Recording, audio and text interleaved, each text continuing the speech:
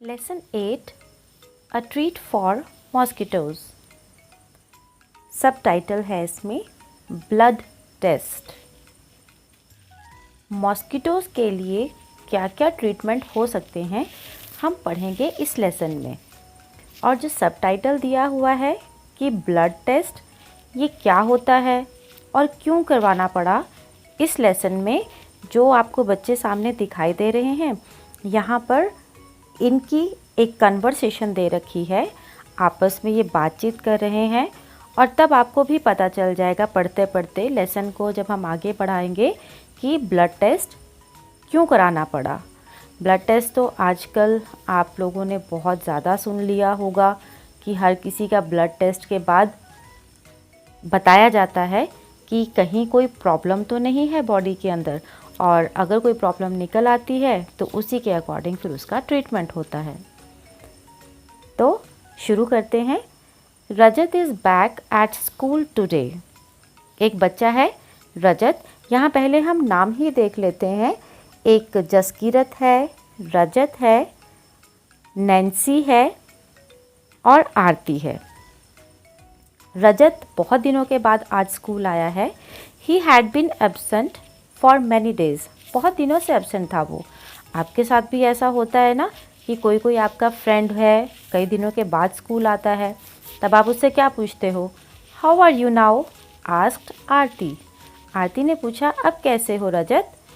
I am all right, Rajat replied softly. बड़े प्यार से उसने धीरे से बोला कि हाँ अब ठीक हूँ मैं। जसकीरत ने कहा you must have played a lot while you were at home. Jaskirat बोली कि तुम जब घर पर रहे ना, तुमने तो बहुत मज़े किए होंगे, बहुत खेल भी आपने किए होंगे, अच्छे से खेला होगा। Rajat who wants to play when you have fever. कौन खेलना चाहता है जब बुखार में पड़े होते हो तो। On top of it I had to take a bitter medicine. एक तो बुखार और ऊपर से मुझे इतनी बिटर मेडिसिन यानी कड़वी दवाइयाँ लेनी पड़ती थी। I once had a blood test. और पता है मेरा तो ब्लड टेस्ट भी हुआ था। Jaskirat a blood test?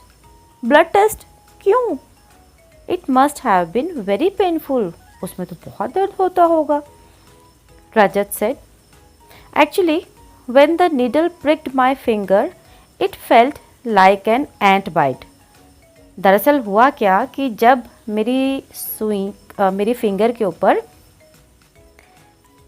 Needle ने प्रिक किया, क्योंकि आपने भी देखा होगा कि एक लैब अटेंडेंट होता है, लैब टेक्नीशियन जिसे हम बोलते हैं, वो एक बहुत पतली बारीक सुई लेकर के आता है और वो आपकी फिंगर को थोड़ा सा ऐसे प्रेस करता है आगे से टिप से और वो जल्दी से प्रिक कर देता है।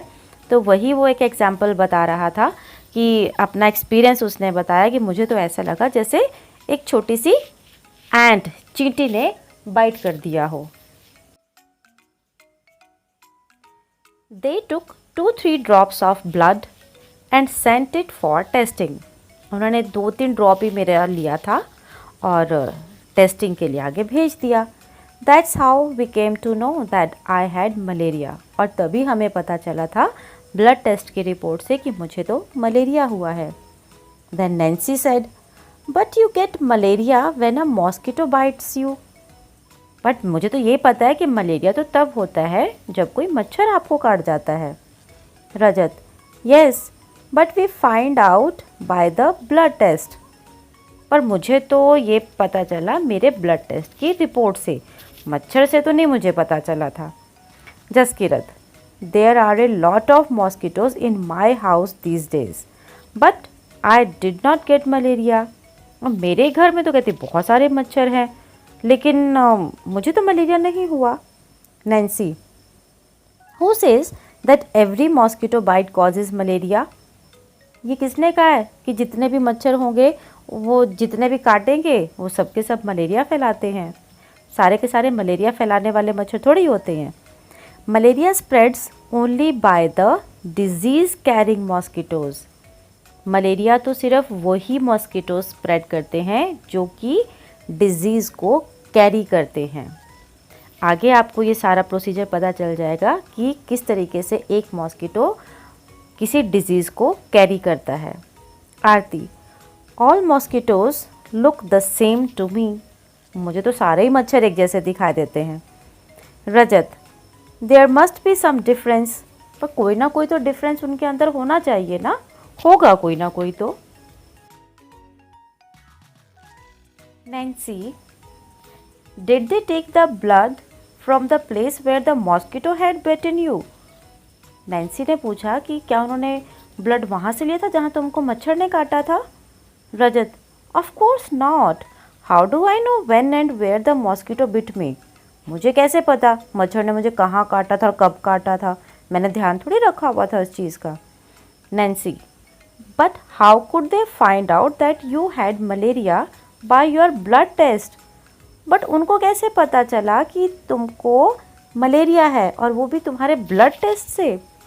Do you think they could see something in the blood. तुमको लगता है कि हाँ वो उन्होंने ब्लड के अंदर कुछ देखा होगा ऐसा जिससे उनको पता चला होगा। अब आप यहाँ इन पिक्चर में देखिए ऊपर, taking the blood on the glass slide for test. Left hand में इस पर्सन के एक पतली सी ग्लास की स्ट्रिप है और आई होप कि आप लोगों ने सबने कभी ना कभी या तो ब्लड टेस्ट कराया होगा, नहीं तो आप लोगों ने किसी का ब्लड टेस्ट होते हुए ज़रूर देखा होगा। जिन बच्चों को ब्लड ग्रुप थोड़ा जिन्होंने बाद में कभी टेस्ट करवाया हो तो सबको पता होगा कि एक पतली सी स्ट्रिप होती है कांच की और उसके ऊपर वो ब्लड की डॉट्स लगाते हैं। और नेक्स्ट पिक्चर में आपको देखो दिखाई दे रहा है डॉक्टर मरियम है looking at the blood slide under the microscope.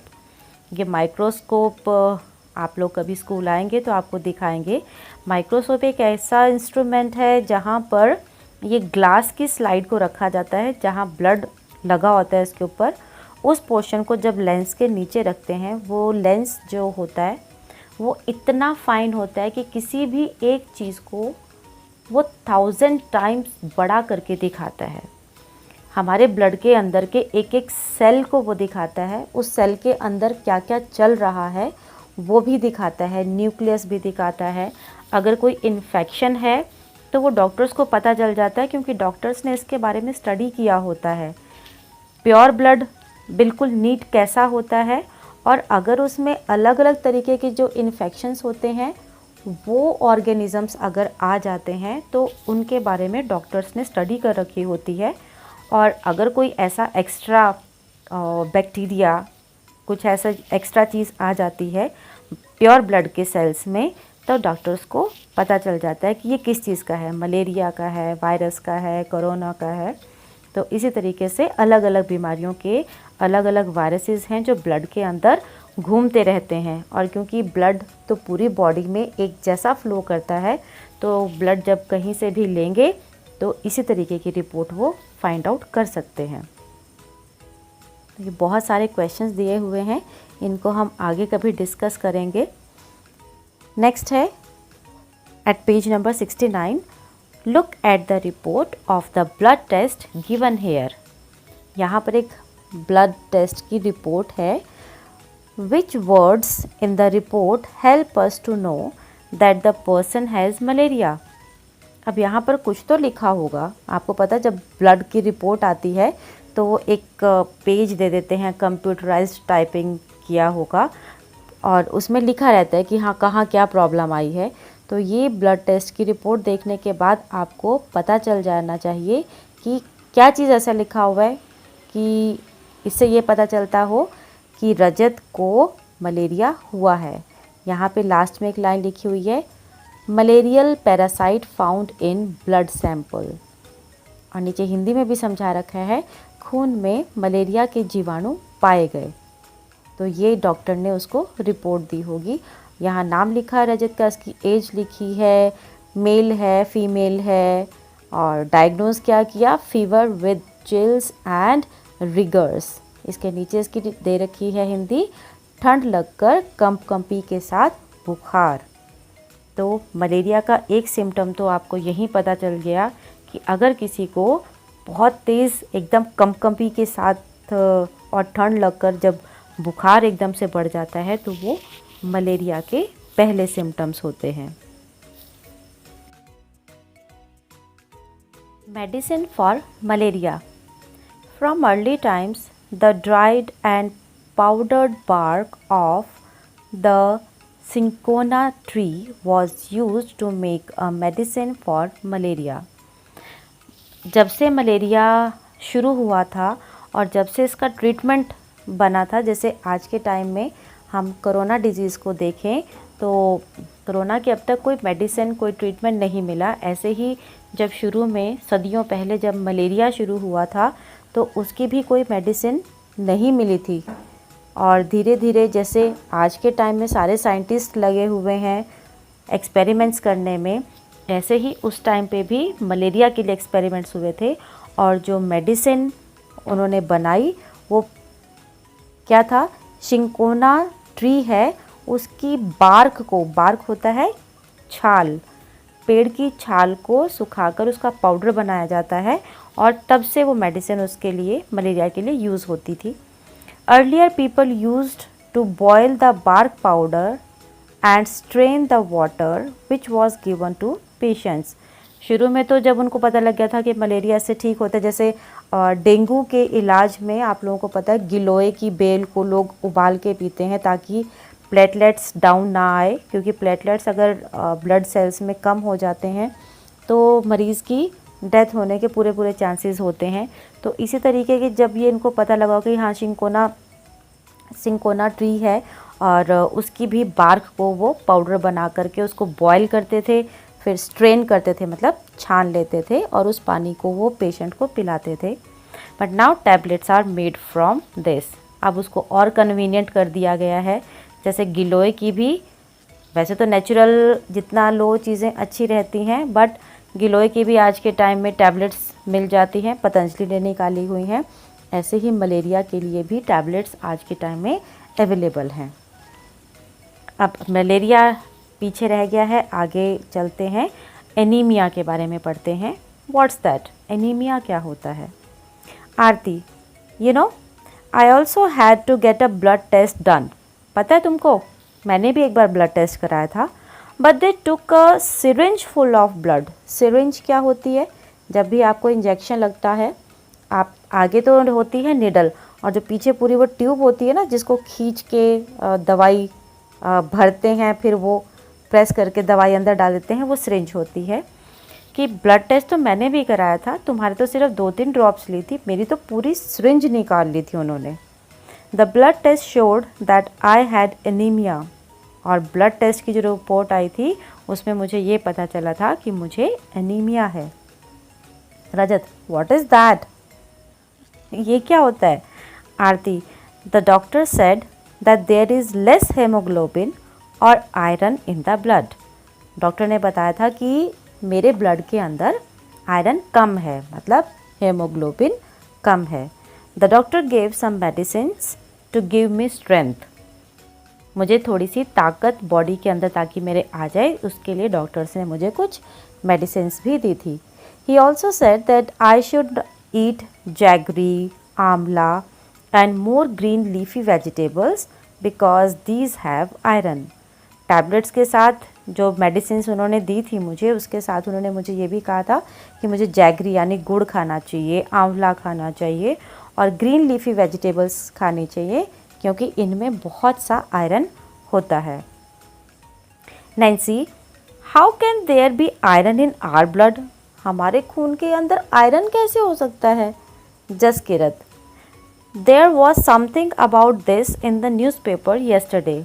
कुछ तो था, कहते कल के न्यूज़पेपर में था इसके बारे में। Rajat laughing, so then you ate iron और व्हाट? अब उसने हंस के पूछा कि जो तेरे ब्लड के अंदर अगर आयरन कम था तो तूने लोहा खाया या नहीं खाया? आयरन का मतलब लोहा होता है ना, तो तूने लोहा खा लिया। आरती, सिली, सिली मतलब बुद्धू, this is not the iron use to make these keys. ये चाबी ताले बनाने वाला लोहा ये नहीं होता हमारे ब्लड के अंदर। I don't know exactly what it was, मुझे ज़्यादा नहीं पता इसके बारे में, लेकिन ये वाला नहीं होता जिसकी हमने कुर्सी बेंच बना रखे हैं। After I at a lot of vegetables and what ever the doctor had said my haemoglobin went up. कि डॉक्टर ने मुझे जो कुछ भी कहा था खाने के लिए, वेजिटेबल्स खाया और मेडिसिन्स भी ले ली, और उसके बाद मेरा हेमोग्लोबिन थोड़ा सा वेंट अप का मतलब बढ़ गया था। अब यहाँ पर देखिए बच्चों, पेज नंबर 70 पर ये रिपोर्ट है यहाँ पर, anaemia common in Delhi school.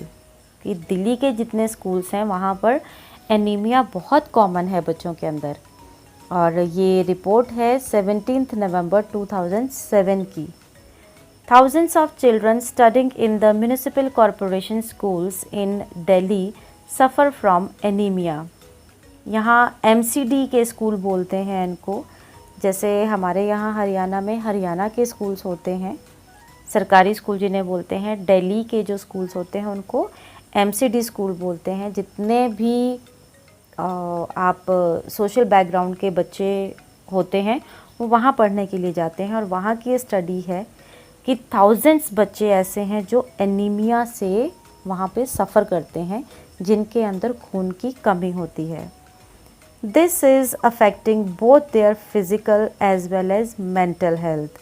और इस एनीमिया की वजह से, खून की कमी की वजह से उनकी फ़िज़िकल हेल्थ और मेंटल हेल्थ दोनों ही बहुत अफेक्ट होती हैं। अगर किसी के अंदर खून की कमी है तो वो एनर्जेटिक फील नहीं करेगा, उसके अंदर स्ट्रेंथ नहीं आएगी, और इसी वजह जब स्ट्रेंथ नहीं होगी वो सारा दिन दौड़ भाग नहीं कर सकता जैसे एक हेल्दी बच्चा कर सकता है, और उसका मेंटल हेल्थ भी अच्छा नहीं होगा। वो बहुत अच्छे से दूसरे काम भी नहीं कर सकता, पढ़ाई तो क्या ही करेगा। Due to anaemia children do not grow well. Anaemia की वजह से बच्चे बहुत अच्छी तरह से ग्रो नहीं कर पाते। And their energy levels are लो।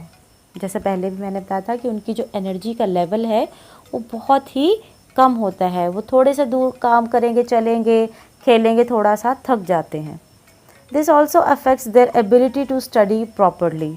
और इसी वजह से वो पढ़ाई भी नहीं कर पाते। Now health checkups are being done in the schools and health cards are being made for all the children. और आपने भी देखा होगा कि आपके स्कूल में डॉक्टर्स आते हैं, आपका हेल्थ चेकअप होता है। वो आपका ब्लड टेस्ट तो नहीं करते, बट वो आइज़ को थोड़ा सा खोल के ऐसे स्प्रेड करवा के दिखाते हैं, तो उससे पता चल जाता है डॉक्टर्स को, क्योंकि इतना एक्सपीरियंस हो जाता है ना उनको। तो वो आइज़ को नीचे से देख करके भी बता सकते हैं कि हाँ उनके बच्चों के अंदर ब्लड सफिशेंट अमाउंट में है या नहीं है, या वो एनीमिक है या ज़्यादा है, ठीक है। तो ऐसे ही फिर इसलिए हेल्थ चेकअप्स डॉक्टर्स आकर के स्कूल्स में करते हैं, और बच्चों को हेल्थ कार्ड्स भी दिए जाते हैं। अगर आपको याद हो कि हेल्थ कार्ड्स आप लोगों को भी इशू किए जाते थे, और जिस किसी की प्रॉब्लम ज़्यादा आती थी उनके पेरेंट्स को भी कॉल किया जाता था। Anaemic children are also being given iron tablets. Haryana के स्कूल में भी होता है और दिल्ली के स्कूल्स में भी। जैसे यहाँ पर आप लोगों को याद हो तो डी वॉर्मिंग के लिए टैबलेट्स दी गई थी। डी वॉर्मिंग मतलब कीड़े मारने वाली। पेट के अंदर बहुत जल्दी छोटे बच्चे क्योंकि इधर उधर का कुछ खा लेते हैं, और छोटे छोटे कीड़े वॉर्म्स जिनको हम बोलते हैं पेट के अंदर आ जाते हैं, जो कि बच्चों की हेल्दी डाइट जो वो खाते हैं वो सब वो खा लेते हैं और बच्चों को अच्छे से ग्रो होने नहीं देते। ऐसे ही एनीमिया के लिए भी टैबलेट्स आती हैं, आयरन की टैबलेट, जो कि free of cost government of India बच्चों को प्रोवाइड करवाती हैं। यहाँ पर भी एक रिपोर्ट दे रखी है, यहाँ से पढ़ना शुरू करते हैं रिपोर्ट को। क्लिनिकल विकृत रिपोर्ट, क्लिनिकल पैथोलॉजी रिपोर्ट, केंद्रीय सरकार स्वास्थ्य योजना, और केंद्रीय सरकार सेंट्रल गवर्नमेंट हेल्थ स्कीम की है ये। सेंट्रल गवर्नमेंट आपकी कहाँ है? दिल्ली में है। सेंटर है ना वो, तो वहाँ पे वो जो गवर्नमेंट है वो सेंट्रल गवर्नमेंट है। नाम है दे रखा है बच्ची का, देखो आरती है, एज 12 ईयर्स है, स्त्री है, फीमेल लिखा हुआ है। रोगी की पहचान क्या है? क्या डायग्नोज हुआ है? डायग्नोज मतलब क्या उसके अंदर से पहचान की गई है, क्या रोग है, क्या निकला उसके अंदर से? एनीमिया। स्पेलिंग है लिखे हुए इंग्लिश में और हिंदी में भी आपको लिख कर दिखा रखा है, अनीमिया बोलते हैं इसको। और नीचे दे रखी है हेमोग्लोबिन कितना है उसका? हेमोग्लोबिन है उसका 8 ग्राम, 8 ग्राम उसके अंदर खून है। और नॉर्मल रेंज कितनी होनी चाहिए? 12 से 16 ग्राम, 12 टू 16 ग्राम। तो जो 12 है ये पहले लिखा हुआ है, मतलब कम से कम 12 होना चाहिए और ज़्यादा से ज़्यादा किसी एक हेल्दी बॉडी के अंदर 16 ग्राम ब्लड होता है। और इस रेंज के बीच में अगर रहता है ब्लड बॉडी के अंदर तो वो बॉडी हेल्दी मानी जाती है हेमोग्लोबिन के पॉइंट ऑफ व्यू से। और ये तो डेट देखो आप इसकी 20/6/2007 जून के मंथ की है ये। और जब इन्होंने ये सितंबर में कराई, नेक्स्ट वाली आप देखो, ये 15 सितंबर 2007 में फिर से उसका ब्लड टेस्ट किया गया होगा। फिर से आरती है, 12 इयर्स की फीमेल है, एनीमिया है और अब इसका हेमोग्लोबिन हो गया है 10.5 ग्राम्स। तो काफ़ी बढ़ गया है, 2.5 ग्राम्स इंक्रीज़ किया। किसकी वजह से? क्योंकि उसने एक हेल्दी डाइट ली थी, लीफी वेजिटेबल्स, जैगरी वगैरह खाई, आंवला खाया जिसमें बहुत से आयरन कंटेंट होते हैं और उसकी वजह से इसके ये अंदर ब्लड 2.5 ग्राम ज़्यादा हो गया। बाकी का लेसन आपको मिलेगा नेक्स्ट वीडियो में।